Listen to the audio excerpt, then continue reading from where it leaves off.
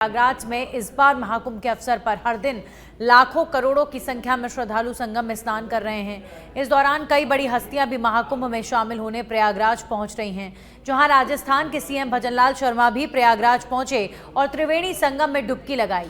साथ ही त्रिवेणी संगम का अवलोकन किया, तो वहीं संगम घाट पर मां गंगे की पूजा अर्चना भी की गई। साथ ही सीएम भजनलाल शर्मा ने राजस्थान मंडप में संतों का अभिनंदन कर आशीर्वाद दिया।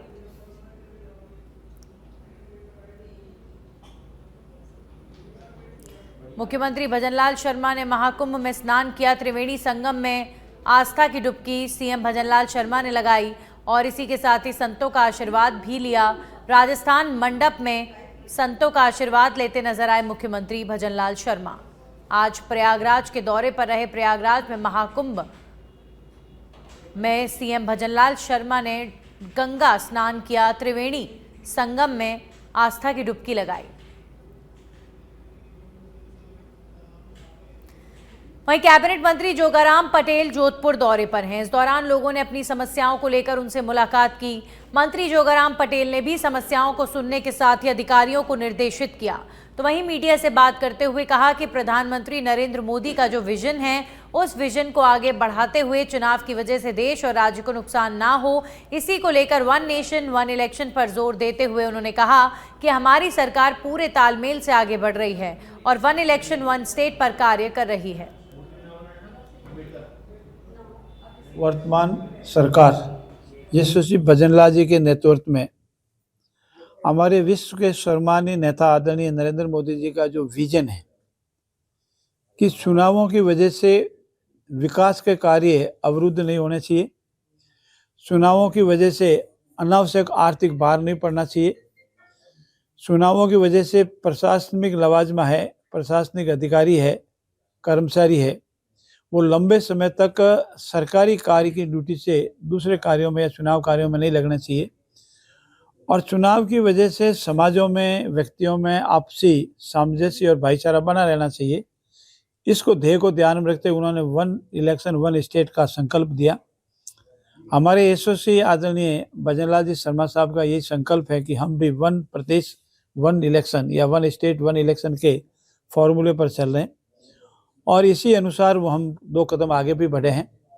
जितने भी नगर पालिकाओं, नगर निकायों के हमारे चुनाव ड्यू हुए, वहाँ प्रशासक लगा दिए गए हैं और पंचायत राज में भी जिन जिन के चुनाव ड्यू हो रहे हैं, पंचायतों के, पंचायत समितियों के, वहाँ भी एक निश्चित फॉर्मूला तय करके निर्वाचित सरपंच और उसके साथ की बॉडी को प्रशासक के तौर पर नियुक्त कर जब तक ये डिलिमिटेशन का कार्य, पंचायत राज में भी डिलिमिटेशन का कार्य प्रारंभ हो चुका है और नगर पालिकाओं, नगर निकायों में भी डिलिमिटेशन का कार्य प्रारंभ हो चुका है, ये दोनों कार्य पूर्ण नहीं हो जावे तब तक वो प्रशासक सरपंच की अध्यक्षता में कार्य करेगा।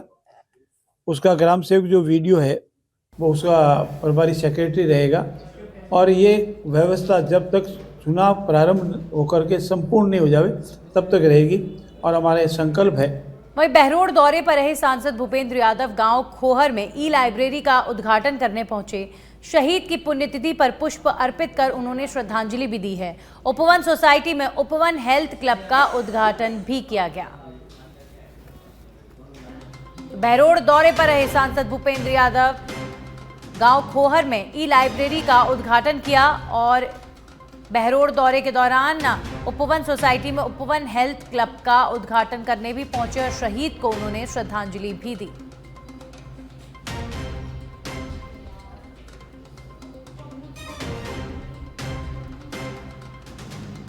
हमने जो अलवर में ई लाइब्रेरी के प्रोजेक्ट को शुरू किया था, आज उसकी एक लाइब्रेरी का भी हमने श्री गणेश किया है और हम सब मिलकर के अलवर के विकास के। बहरोड में केंद्रीय मंत्री भूपेंद्र यादव दौरे पर रहे, जिन्होंने गांव खोर में शहीद सरदार सिंह की पुण्यतिथि पर श्रद्धांजलि अर्पित की। इसके बाद ई लाइब्रेरी का उद्घाटन किया।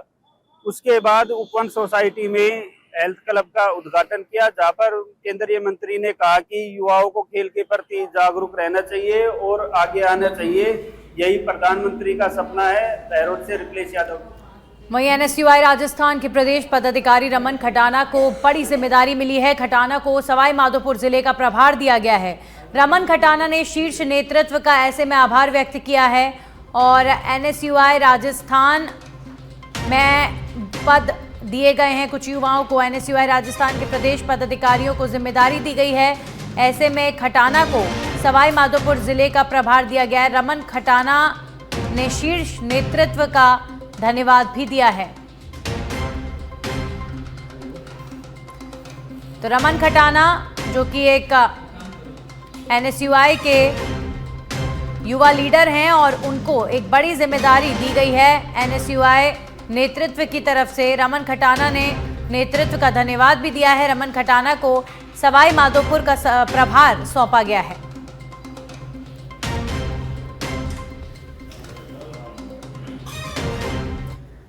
और छत्तीसगढ़ से खबर है जहां पर साय कैबिनेट की बैठक में कई महत्वपूर्ण फैसले लिए गए हैं। नगरीय निकाय और त्रिस्तरीय चुनाव से पहले महत्वपूर्ण फैसले लिए गए। प्रति क्विंटल अंतर की राशि 800 रुपए का भुगतान होगा। धान की अंतर राशि का एकमुश्त भुगतान किया जाएगा। विष्णुदेव साय सरकार ने कैबिनेट बैठक में अतिशेष धान की ऑनलाइन नीलामी का भी डिसीजन लिया है। तो धान की अंतर राशि का एकमुश्त भुगतान करेगी साय सरकार। किसानों को लेकर यह डिसीजन कैबिनेट की बैठक में लिया गया। अतिशेष धान की भी ऑनलाइन नीलामी होगी।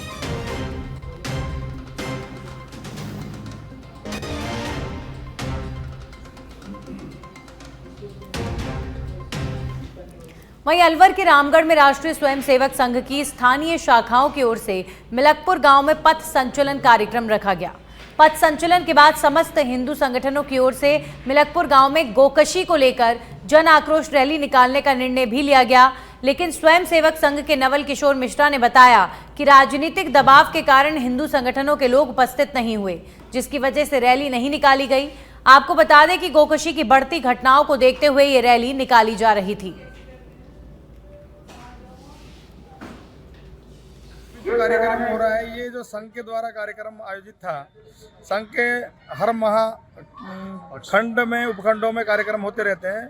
अभ्यास वर्ग तो सभी शाखाओं को सम्मिलित करके एक अभ्यास वर्ग निकालते हैं, कभी रामगढ़ में, कभी अलावड़ा में, कभी नौगांवा, तो कभी कहीं। तो इस बार का खंड अभ्यास वर्ग अलावड़ा वालों का यहाँ रहा, क्योंकि अलावड़ा खंड में लगता है, अलावड़ा उपखंड में आता है मिलकपुर। तो यहाँ का तय किया था, क्योंकि आज की जो सूचनाएं थी हिंदू महासभा की, हिंदू रैली की, आक्रोश रैली की, उस आक्रोश रैली को राजनीतिक दबाव में, मैं तो कहूँगा सीधी सीधी भाषा में, कहीं ना कहीं राजनीतिक दबाव में लोग समाज के यहाँ पहुँचे नहीं है, या प्रॉपर जो सूचनाएं रही, सबके पास सूचना थी, उसके बाद भी लोग यहाँ जो आक्रोश रैली में नहीं पहुँचे। तो आरएसएस की ओर से पथ संचलन कार्यक्रम और गोकशी के खिलाफ जन आक्रोश रैली निकाली जानी थी, लेकिन जो संघ के पदाधिकारी हैं उनका यह आरोप है कि राजनीतिक कारणों की वजह से हिंदू संगठन के लोग इस रैली में शामिल नहीं हुए और इसीलिए जन आक्रोश रैली नहीं निकाली गई।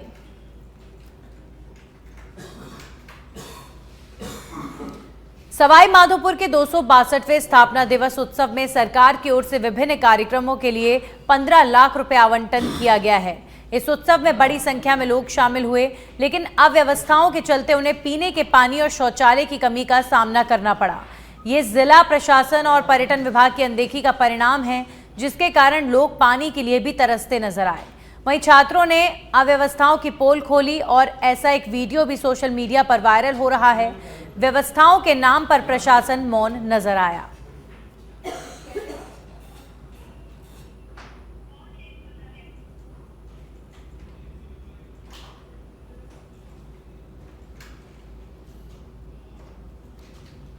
और अब खबर झुंझुनू से है। सुल्ताना में निजी अस्पताल में बदमाशों के तांडव का मामला सामने आया है। बड़ी संख्या में ग्रामीण सुल्ताना थाना पहुंचे। थानाधिकारी से बदमाशों पर कड़ी कार्रवाई की मांग की गई है। थानाधिकारी ने कहा पुलिस 4 बदमाशों को गिरफ्तार कर चुकी है। मामले में पुलिस की ओर से अब अनुसंधान भी किया जा रहा है। झुंझुनू में अस्पताल में बदमाशों के तांडव के बाद बदमाशों के खिलाफ कड़ी कार्रवाई को लेकर थाने पहुंचे लोग।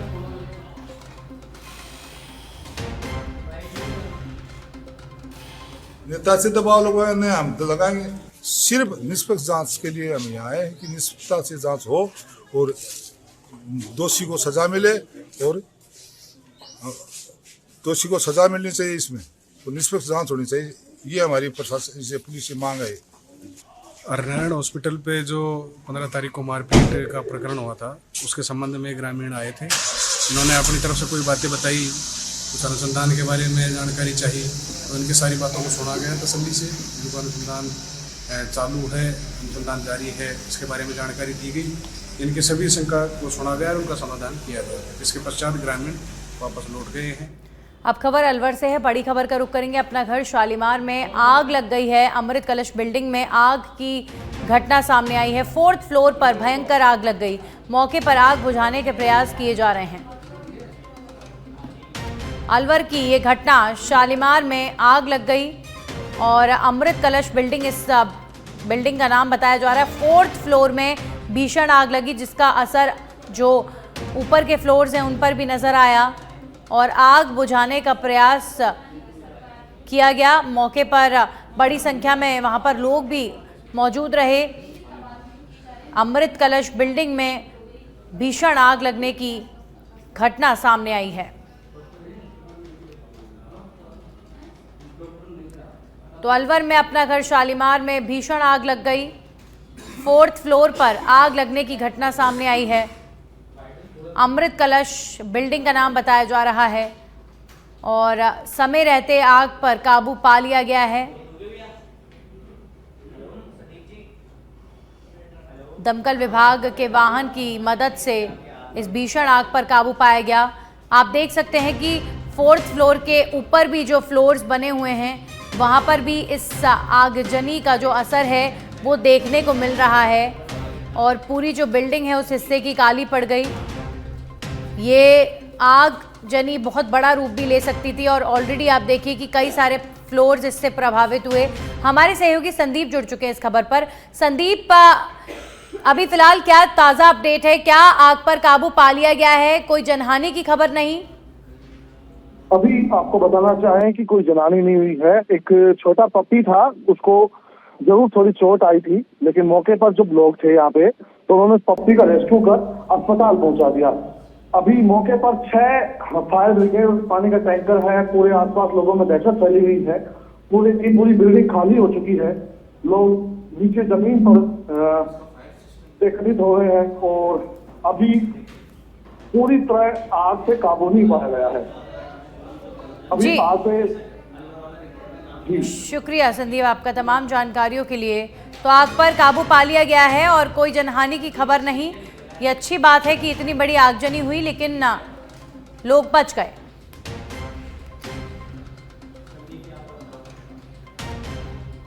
साल 2015 में आई गब्बर इज बैक फिल्म ने दर्शकों के दिलों की छाप उनके दिलों पर छोड़कर रख दी थी, जिसमें हीरो ऐसे अस्पताल का पर्दाफाश करता है जिसमें मरे हुए शख्स के नाम पर परिजनों से पैसों की वसूली की जाती है।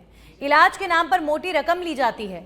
लेकिन आज आपको हम फिल्म वाली नहीं बल्कि रियल कहानी दिखाएंगे, जिसमें सिर्फ किरदार बदले हैं लेकिन कहानी पूरी असली है। देखिए रिपोर्ट। देखो भाई, हमारा पेशेंट खत्म हो चुका है, उसके बाद भी एक दुआ ही मंगा रहा है। सभी से रिक्वेस्ट करके हाथ जोड़ के सब गरीब लोगों से कह रहा हूँ कि आज मेरा भाई मरा है। सब गरीबों का इस तरीके से मरेगा तो गरीब का कोई इलाज नहीं है भाई।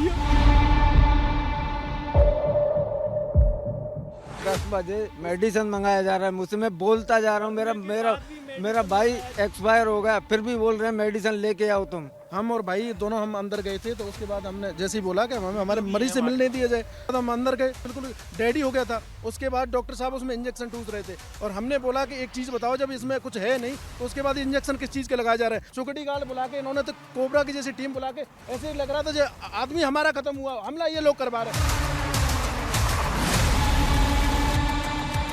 राजधानी जयपुर के एक निजी अस्पताल जेएनयू का खौफनाक चेहरा सामने आया है, जहां आपकी मौत के बाद भी इलाज जारी रहता है। पैसे कमाने के लिए आपके परिवार से उगाही तक जारी रहती है। ये सिर्फ आरोप नहीं है बल्कि इसके पूरे सबूत हैं। आप वीडियो में भी देख सकते हैं कि कैसे अस्पताल प्रशासन मृत मरीज के परिजनों से दवाई मंगवा रहे हैं। घटना का परिजनों ने पूरा वीडियो तक बनाया। कितने का हो गया अभी?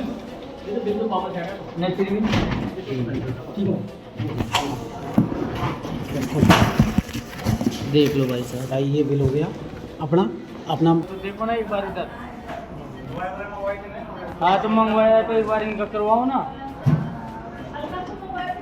वो तो उधर ठहरे हैं सब कुछ जीतू के नाम से। हाँ दवाई वगैरह जो हमने लगाई थी ना इनको, वो फिर मंगवाई दवाई। हाँ तो ये मंगवाई थी, ये सब लिए इंजेक्शन वगैरह बिल कटवा कर लेके आए हैं जीतू के नाम से। ये हमारे यहाँ पे जो दवाएं लगी थी उस टाइम पे वो फिर दवाएं नहीं, ये बिल वगैरह भी पंचायत टाइम से दिया था 20 मिनट पहले, बिल लेके गया था। अभी नहीं है वो आपके मैंने बताया था। ये तो अभी तो बिल, एक मिनट रुकिए, आपने ये बिल मंगवाया था आपने तो अभी।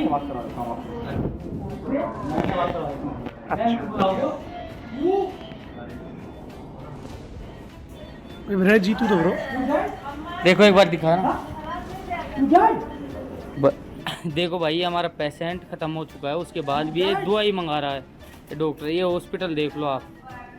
परिजनों ने आरोप लगाया कि अस्पताल प्रशासन ने मृत घोषित मरीज के लिए वेंटिलेटर और दवाइयों की मांग की और भामाशाह कार्ड के बावजूद रोजाना 10,000 रुपए कैश लिए गए हैं। मेरा भाई 9 तारीख को जेएनयू हॉस्पिटल में भर्ती हुआ था, घर से चल के आया था, हम दिखाने के लिए लेके आए थे जेएनयू हॉस्पिटल में लेके आए तो 2 दिन तो उन्होंने खाना पीना खाया, रिलैक्स मिला। 2 दिन के बाद तबीयत बिगड़ती चली गई तो मैंने मैम से बोला था, मैम ये बताइए मुझे कि इस हॉस्पिटल में हम लेके आए हैं तो मरीज को मरना चाहिए या रिलैक्स मिलना चाहिए। तो वो बोल रहे थे कि रिलैक्स मिल रहा है और हमें कोई रिलैक्स नहीं दिख रहा था और पेशेंट भी बोल रहा था डिस्चार्ज के लिए बोल रहे, तो वो आज कल कर देते थे। और उन्होंने बोला कि रिपोर्टों में आराम है और पेशेंट को हम पूछते थे तो वो कह रहा था भैया मुझे कोई आराम नहीं है, मुझे यहाँ से ले चलो, मुझे मर जाएंगे, भैया ले चलो। सब ये हमारी सुनते नहीं थे और बोल रहे थे कि अभी भी प्रेजेंट में बोल रहे थे, पेशेंट मरने के बाद भी ये बोल रहे थे कि खून के लेके आए थे, खून की बोतल लेने के लिए आए तो बोले कि अरे ऊपर से लिखवा के लेके आओ। मैंने कि हाथ छोड़कर निवेदन किया था, सर मैं एक के बल्दी चाल दे दूंगा पर मेरे भाई की जान बचे प्लीज़। तो उन्होंने नहीं माने और क्योंकि लिखवा के लेके आओ, मैं लिखवा के लेके आया डॉक्टर साहब में, फिर भी वो नहीं माने। चलो फिर बोलते हैं 1 घंटे बाद आना, चलो मैंने कोई बात नहीं है। और फिर बोलते हैं अरे मैंने बोला कि मेरे पेशेंट को एडमिट दूसरे में कराना है सर प्लीज़, रिक्वेस्ट करके मैंने उनसे हाथ जोड़कर मैंने रिक्वेस्ट की उनसे कि प्लीज़ सर ऐसा करो, इसको आप दूसरे में ले जाएंगे सर, आप इसमें डिस्चार्ज कर दो। बोले अरे आप 130 रुपये की कैंटीन की पर्ची, 7 दिन से मेरे भाई ने खाना नहीं खाया, फिर भी बोलते हैं अरे कैंटीन की पर्ची को तो भर के लेके आओ, वहाँ कैंटीन में पैसे जमा करा के आओ। सर गरीब के पास पैसा नहीं होता है फिर भी बेचारा किसी से उधार लेके आता है। फिर सर ऐसे अब गरीब का तो बेचारे का मरना हो गया इस तरीके से कि अमीर लोगों का ही इलाज चलेगा तो कैसे गरीब का मरेगा सर, कैसे काम चलेगा। मैं सभी से रिक्वेस्ट करके हाथ जोड़कर सब गरीब लोगों से मैं कह रहा हूँ कि आज मेरा भाई मरा है, सब गरीबों का इस तरीके से मरेगा तो गरीब का कोई इलाज नहीं है भाइयों। और प्राइवेट तरीके से पैसों से भामाशाह लगे हुए और फिर कहते हैं कि आपका भामाशाह लगा हुआ है, स्लिप पे रही और भामाशाह लगा हुआ है, फिर कहते हैं 10,000 रुपये अलग से लगेंगे, आपका भामाशाह कल ही हो गया है। तो वहीं जब इस पूरे मामले की जानकारी मिलने पर सच बेधड़क की टीम देर रात मौके पर पहुंची और मामले की जानकारी जुटानी चाहिए। उस दरमियान अस्पताल प्रशासन ने भी जवाब देने से साफ इनकार कर दिया। अस्पताल स्टाफ ने ये तक कह दिया कि हमें इसकी जानकारी नहीं है, आपको जो करना है आप कर सकते हैं। अस्पताल प्रशासन के ऐसे रवैये से अंदाजा लगा सकते हैं आप कि कैमरे के सामने ऐसे बयान दे सकते हैं तो आम इंसान के साथ कैसा बर्ताव करते होंगे। कौन जवाब देगा इस मामले में जो भी ये आरोप लगा रहे हैं? जो सीनियर हैं वो बताएंगे आके। आपके पास कोई जवाब नहीं? कैसे जवाब आपके पास कोई जवाब नहीं? जो कार्रवाई करनी है कार्रवाई करो, जो कार्रवाई करनी है कार्रवाई करो, पोस्टमार्टम करानी है पोस्टमार्टम कराओ, कार्रवाई कर लीजिए। मतलब ठीक है, जो आरोप लगा रहे हैं उसके बाद आपका यही जवाब है जो कार्रवाई करनी है करें। मुझे तो आज पता करता हूँ क्या वो हुआ है, कोई दबी नहीं रहा है, अपना राज चल रहा है ना सब। आपको पूरी घटना तो अभी आया हूँ, बात करता हूँ, पता करता हूँ क्या है। परिजनों के आरोपों में कितनी सच्चाई है इस बात का पता तो आने वाले समय में ही चलेगा, लेकिन एक बार फिर जेएनयू अस्पताल के ऊपर लगे गंभीर आरोपों ने कई सवाल यहाँ पर खड़े कर दिए हैं। आपने एक मूवी तो देखी होगी गब्बर इज बैक, जिसमें एक मरीज की डेथ हो जाती है, उसके बाद में भी अस्पताल वाले उसका इलाज जारी रखते हैं, डेड बॉडी का भी इलाज होता है। वैसा ही सीन क्रिएट हुआ है जयपुर के जेएनयू हॉस्पिटल में, जिसमें एक मृतक का भी इलाज किया जा रहा है। उसके परिजन यहाँ पर पहुंच चुके हैं, न्याय की मांग कर रहे हैं। लेकिन उस फिल्म में तो गब्बर आ गया था बचाने, लेकिन मांग अभी भी राजस्थान के प्रशासन से है कि आखिरकार क्या मृतक का भी इलाज होता है। क्या प्रशासन, ये अस्पताल का प्रशासन है, कोई जवाब अस्पताल के प्रशासन के पास कोई जवाब नहीं है। मृतक के परिवारजन हैं, वो यही मांग कर रहे हैं कि आखिरकार डेड बॉडी का भी इलाज होता है। मृतक के मर जाने के बाद भी उसको इंजेक्शन लगाया जाता है, उसका इलाज जारी रहता है। कैमरा पर्सन हरिशंकर त्यागी के साथ मैं नेहा जोशी, सच पे धड़क, जयपुर। अब खबरों में आगे बढ़ेंगे और बात करेंगे जिला प्रशासन का रास्ता खोलो अभियान आमजन के लिए राहत का दूसरा नाम बन गया है। जिला कलेक्टर डॉक्टर जितेंद्र कुमार सोनी ने जब से जयपुर जिले की कमान संभाली है, तब से एक तरफ जन सुनवाई में आमजन की समस्याओं को सुनकर उनका निस्तारण किया जा रहा है, तो वहीं दूसरी तरफ दशकों से बंद पड़े रास्तों को खुलवाया जा रहा है।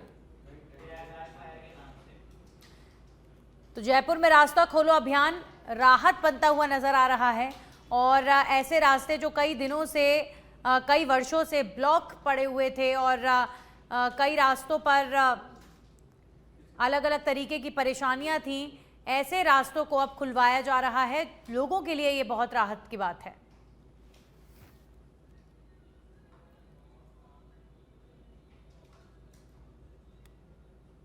में एक तरफ जन सुनवाई कार्यक्रम चलते हैं, उनके माध्यम से उनका निस्तारण करके लोगों को राहत दी जा रही है। जो जिला कलेक्टर हैं डॉक्टर जितेंद्र कुमार सोनी, वो बेहद गंभीर नजर आ रहे हैं। जब से जयपुर जिले की कमान संभाली, तब से एक तरफ जन सुनवाई के माध्यम से लोगों की समस्याओं को सुन रहे हैं, वहीं दूसरी तरफ दशकों से बंद पड़े रास्तों को भी अब खुलवाने का काम उनके द्वारा किया जा रहा है, जो लोगों के लिए एक बहुत राहत की बात है। देखिए, प्रशासनिक अधिकारी आते हैं जाते हैं, लेकिन वो प्रशासनिक अधिकारी जो वाकई आम जन के लिए प्रयास करते हैं, जिसका फायदा लोगों को मिलता है, उन प्रशासनिक अधिकारियों को हमेशा याद भी रखा जाता है। और जयपुर कलेक्टर के लिए भी कुछ इसी तरीके की तस्वीर देखने को मिल रही है कि कलेक्टर साहब के पास जो लोग पहुंचते हैं अपनी परेशानियां लेकर, तुरंत प्रभाव से उस पर कार्रवाई भी हो रही है। और आप देखिए, कई ऐसे रास्तों को अब खुलवाया जा रहा है जो किसी न किसी कारण से बंद पड़े हुए हैं।